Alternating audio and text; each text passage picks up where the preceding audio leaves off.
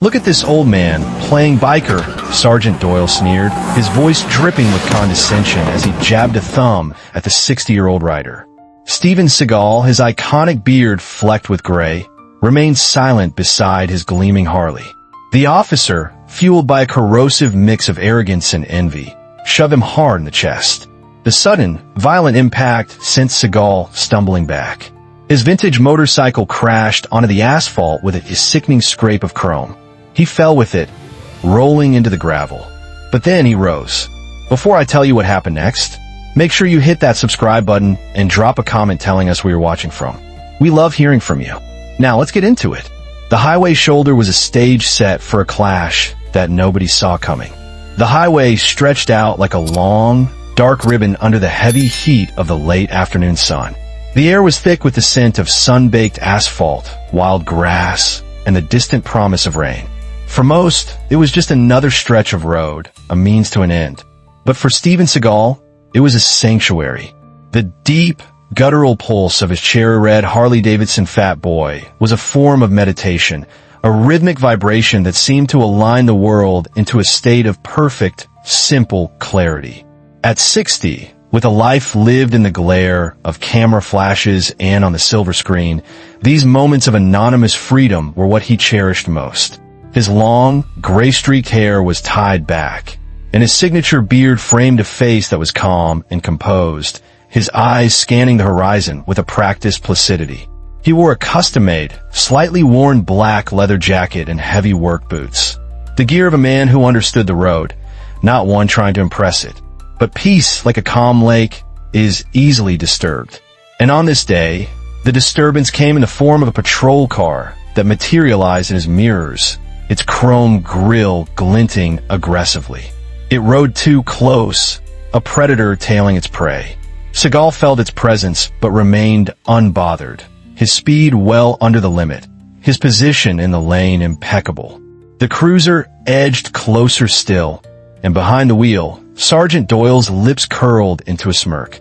Doyle was a man whose uniform felt too tight for his ego. He saw the world as a hierarchy, with him at the top of any given situation. He didn't see a world-renowned martial artist. He saw an old celebrity, a relic coasting on past glory, and it offended his sense of order. "Thinks he owns the road," Doyle muttered to himself, his knuckles white on the steering wheel. He saw an opportunity not for justice, but for assertion, a chance to put a legend in his place.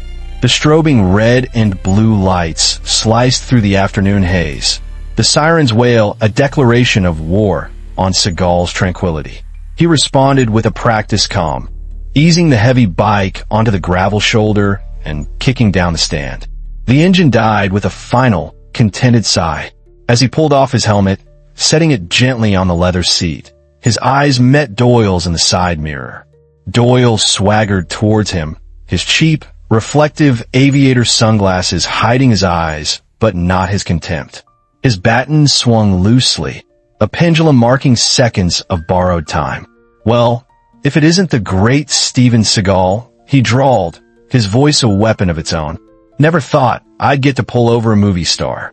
Seagal's voice was low even. "Was there a problem, officer?" "The problem," Doyle said, circling the magnificent Harley, tapping its fender with his baton, "is you, acting like you're above it all. This is a nice bike. Bet you think it makes you tough." "It's just a bike," Seagal replied, his gaze unwavering. The simplicity of the statement seemed to infuriate Doyle, stripping him of the reaction he craved.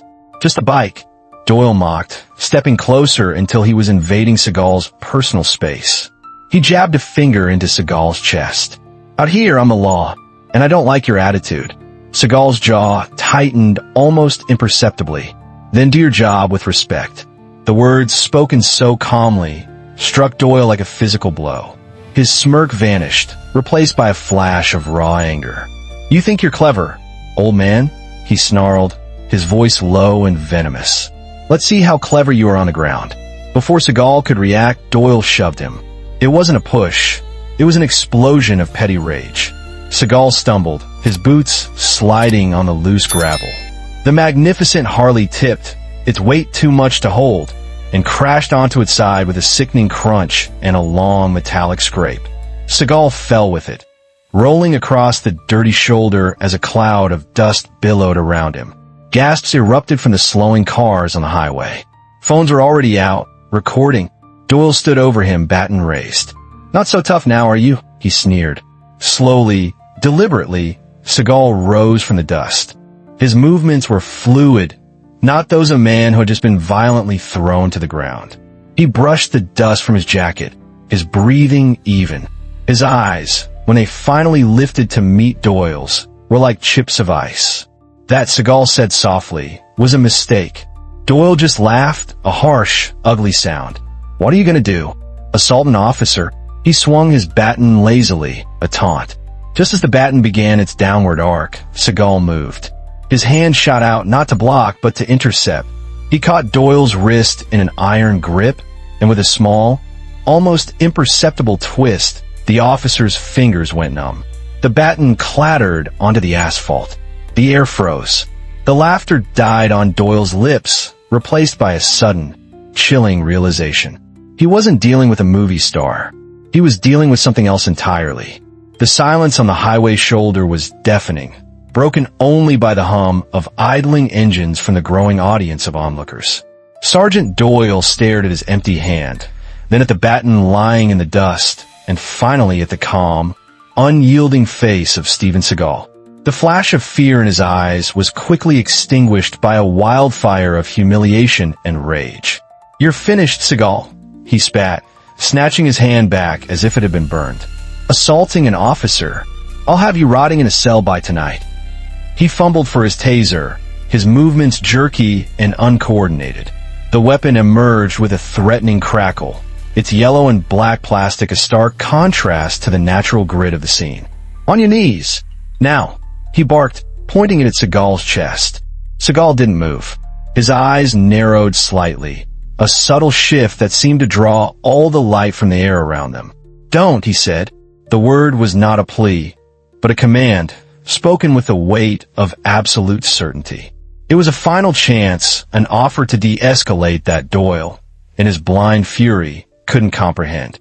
He sneered, his finger tightening on the trigger. "You think I won't?" Before the sentence could be completed, Seagal moved with a speed that defied his age and size. His hand shot forward like a serpent strike, not at the taser, but at Doyle's wrist once again. He didn't grab, he guided. With a fluid, circular motion rooted in the principles of Aikido, he redirected the officer's arm upward. The taser fired, its electric probes zipping harmlessly into the empty sky with a loud snap. The crowd gasped. With another small, efficient twist, the weapon was wrenched from Doyle's grasp and tossed contemptuously into the dirt beside the baton. "That was your last chance," Seagal's voice thundered, no longer quiet but resonating with profound power. Enraged beyond reason, Doyle bellowed and lunged, his fists swinging wildly like a barroom brawler. It was a clumsy, desperate attack, and for Seagal, it was like watching a storm in slow motion. He sidestepped the first punch with minimal effort, letting Doyle's momentum carry him past. As the officer stumbled to regain his balance, Seagal caught his outstretched arm, spun with him, and drove a precisely placed elbow into his ribs. The sickening crack echoed over the highway. Doyle collapsed to his knees, the air driven from his lungs in a pained groan. Just as it seemed the confrontation was over, the piercing wail of approaching sirens sliced the air. Two more cruisers screeched to a halt on the shoulder, kicking up clouds of gravel. Doors flew open and 4 more officers poured out, batons and tasers drawn, their faces set in grim lines. They saw their sergeant on his knees and a civilian standing over him. Their training and their loyalty told them only one story. "Step back from him, Norris!" One of the new arrivals shouted, misidentifying him in the heat of the moment. "Hands in the air! Now!" The crowd of onlookers, who had just witnessed the truth, erupted in a chorus of boos and shouts of protest. "He didn't do anything," someone yelled. The cop pushed him first. The officers ignored them, their focus entirely on Seagal. This was no longer about a traffic stop. It was about the blue wall closing ranks to protect one of its own, right or wrong. Seagal slowly straightened up, releasing his hold on Doyle. He turned to face the four advancing officers, his hands held open at his sides, not in surrender, but in a gesture of readiness. His calm was an island in a sea of aggression. "You came here to fight," he said, his voice cutting through the noise of the sirens, clear and steady. "You just chose the wrong opponent." The four officers advanced, forming a semicircle around Seagal. They were younger, faster, and brimming with the confidence that numbers and authority provide. They saw one man, an older man, and they saw an easy resolution. They were wrong. The first officer, baton held high, charged forward with a battle cry. Seagal didn't retreat. He met the charge, his body flowing around the attack. He used his forearm to deflect the baton strike, the impact echoing with a dull thud. In the same fluid motion, he secured the officer's wrist, spun under the arm, and applied a joint lock that sent a jolt of pure agony up to the man's shoulder. The baton dropped, and a sharp, targeted kick to the back of knee sent the cop tumbling face first into the gravel. Two more rushed him simultaneously from either side, a standard pincer tactic. It was a mistake. Seagal ducked under a wild swing from the left, letting the officer's momentum carry him off balance. As he did, he pivoted on his heel and drove a powerful sidekick into the chest of the officer on the right. The man flew backward as if hit by a cannonball, crashing hard against the hood of his own cruiser with a loud metallic boom. The crowd roared in disbelief. Before the first officer could recover, Seagal seized him by the collar of his uniform, using his own forward motion against him, and with a flick of his wrist, hurled him onto the pavement. The fourth officer, seeing his partners neutralized in seconds, hesitated. It was a fatal pause. He lunged forward with his taser, sparks snapping. Seagal's hands moved in a blur, catching the man's wrist and forearm. He didn't fight the weapon. He controlled the man holding it, twisting his arm in a way that defied anatomy until the taser was pointed back at its owner. The officer froze, his eyes wide with terror. Seagal disarmed him with a final, sharp twist and shoved him away. The man stumbled and fell, his courage completely shattered. In less than a minute, it was over. Four armed officers lay groaning on the ground, their arrogance and aggression dismantled as efficiently as their tactics.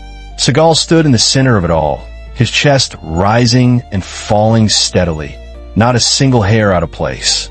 His eyes, burning with a cold fire, found Sergeant Doyle, who had staggered back to his feet, wheezing, his face a mask of rage and utter disbelief. "All of you," Doyle gasped, his voice cracking. "Take him down." But no one moved. His men were broken. The crowd was chanting now, a rhythmic roar of Seagal. Seagal, a spontaneous chorus of support for the justice they had just witnessed. Seagal took a slow, deliberate step towards Doyle. The sergeant flinched, raising his hands defensively. But Seagal didn't raise his fists. He stopped just inches from the terrified officer. "You wear that badge like a crown," he said, his voice low and intense, for Doyle's ears only.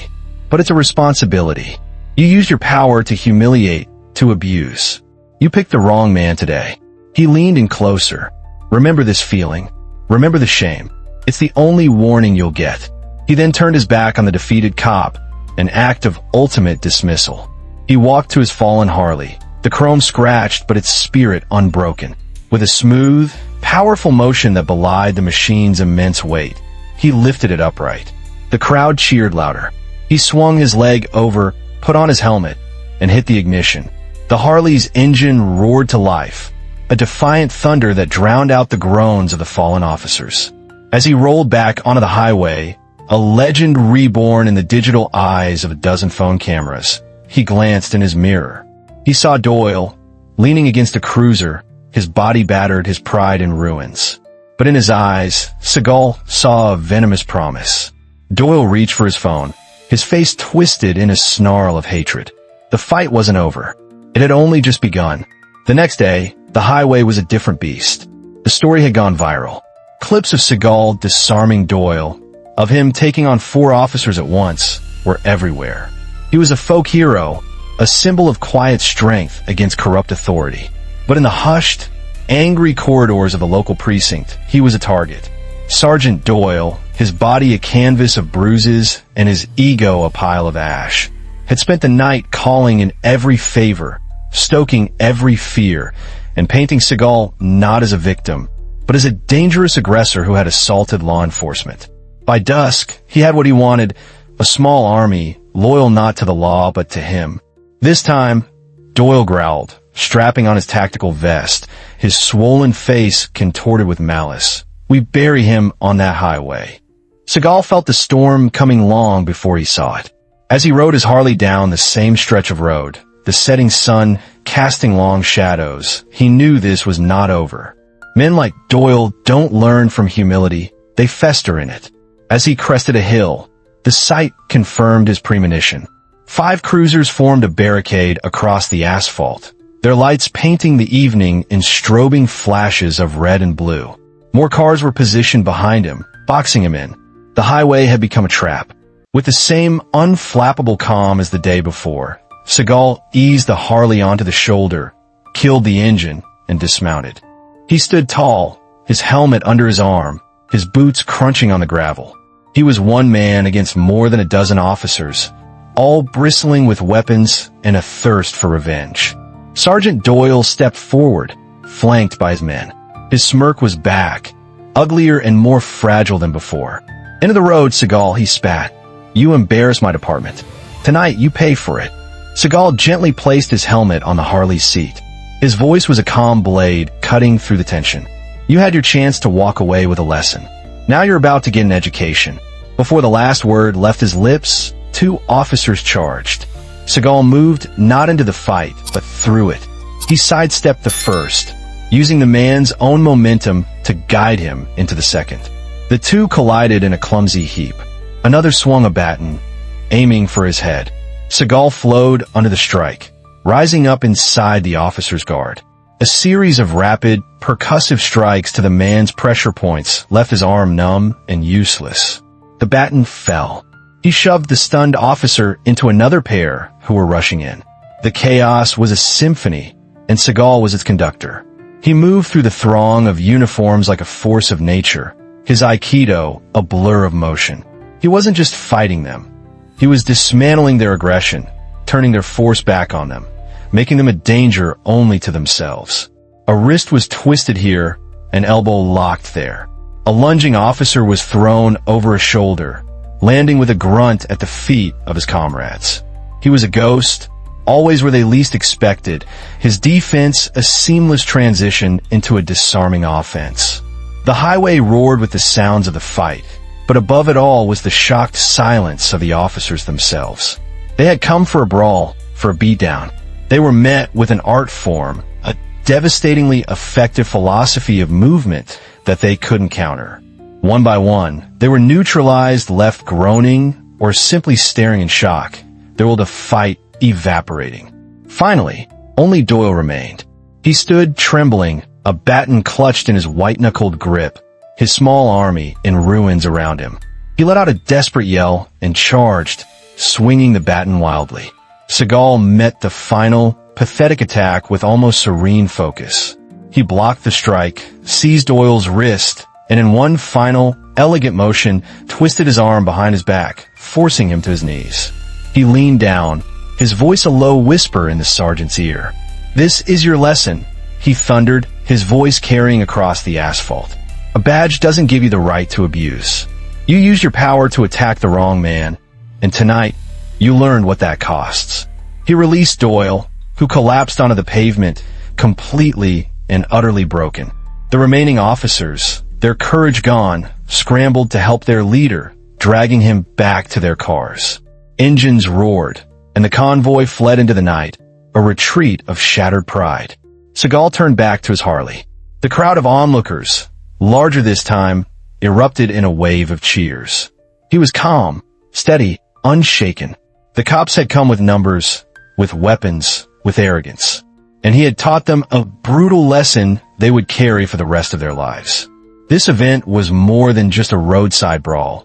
It was a powerful statement about where true authority lies. It's not in a badge or a weapon. but in the unwavering calm of a person who respects themselves and demands it from others. It's a reminder that beneath the surface of anyone, a quiet old man on a bike, there could be a depth of strength you can't possibly imagine.